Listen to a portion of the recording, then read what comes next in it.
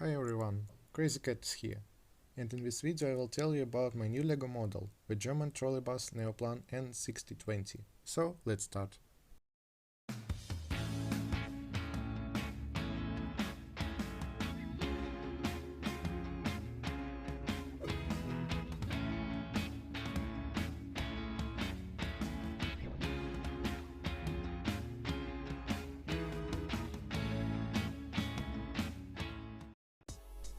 In 1992, the German company Neoplan presented its new development, a fully low-floor articulated trolleybus model N6020 with autonomous drive.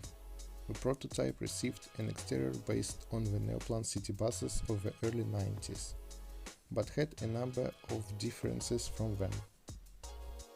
In particular, the wheels on the rear and the middle axles were covered with decorative trims, and there were bulwarks on the roof along the entire length of the hull.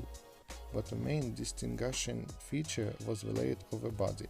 The front door has moved from the front overhang to a wheelbase, giving way to a large flywheel hidden under a cover in the driver's cabin. From 1995 to 1996, by order of the Swiss city of Basel, 11 serial N6020 trolleybuses were built with a slightly updated front mask. Together with a prototype, they joined the fleet of local transport operator BVB. Unfortunately, during the operation of this model, numerous technical problems arose. This was one of the main reasons for the cessation of trolleybus service in Basel in 2008. Due to the fact that these machines had not yet exhausted their lifetime, BVB was made a decision to sell them. The Israel company ENG, which at that time took over the trolleybus system of Bulgarian city of Rusa for concession, was bought some of these trolleybuses. 7 cars were delivered to the city, and quite quickly 6 of them began working on local roads, and 1 became a donor of spare parts. Another 4 trolleybuses were scrapped in Basel. The fate of a prototype remains unknown. In Bulgaria, the operation of Neoplans didn't went well. Local workers were unable to cope with the Kuiper electrical equipment, and the company's management, in an attempt to reduce energy costs in 2010, ordered the drivers not to turn on the air conditioning system, which also cooled the electronics in the summer. After a couple of hot summer seasons with the temperature up to plus 35 degrees, it began to break down. De facto, since 2012, N6020 stopped regularly going on roads, and in 2015 they were finally removed from the passenger service. The trolleybuses rusted in the depot for another 4 years, after which they were scrapped. Now let's move on to reviewing the LEGO model. It is made on the 8-stud scale. Front is made like on the serial version. The headlights and windshield are similar to the Neoplan N4016 NF city buses of later modifications. The electronic road display has a streamlined shape. There are rear view mirrors on the sides. On the right side of the trolleybus there are 4 openable double doors. The wheel arch above the first axle has a black frame. There are also bulwarks mounted along the entire body.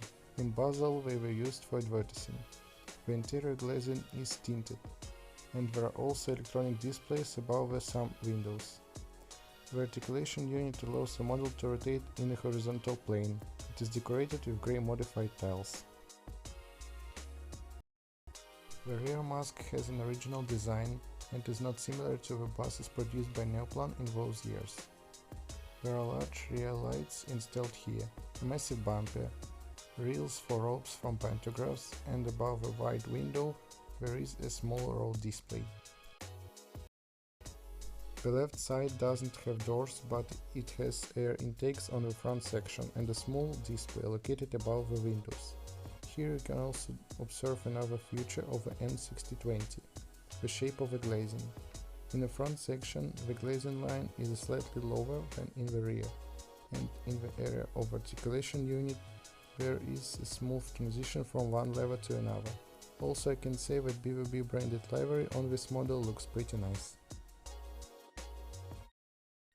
The roof of both sections is filled with electrical equipment, Air conditioners are installed above the cabin and in the area of the third axle, and pantographs are mounted immediately after the articulation unit.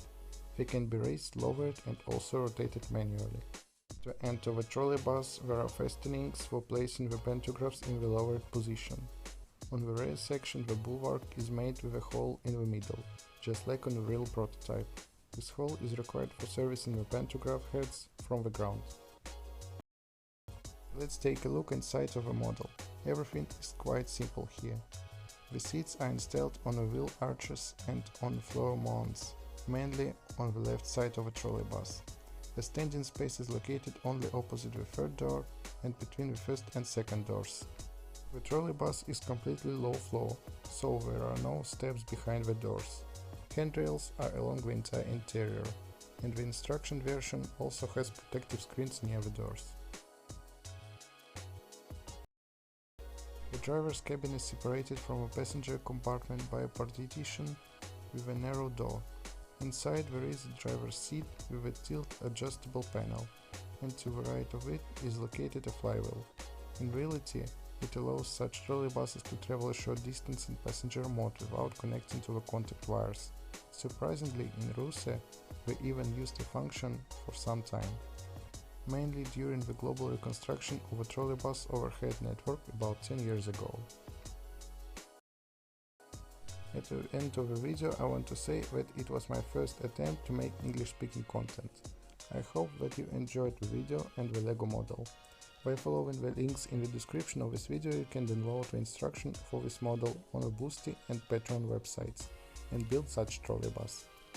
You can also support my creativity with a donation on the services, for which I will be very grateful. Well, Crazy Cat was here. Subscribe to the channel, rate the video, leave comments. Goodbye!